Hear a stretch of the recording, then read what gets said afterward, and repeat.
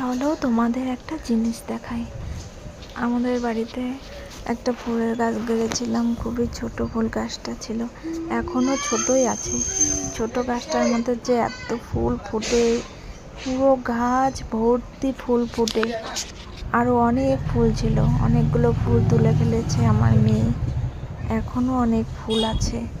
গাছটা পাতা দেখা যাচ্ছিল না, এত ফুল, খুবই ভালো লাগতেছিল।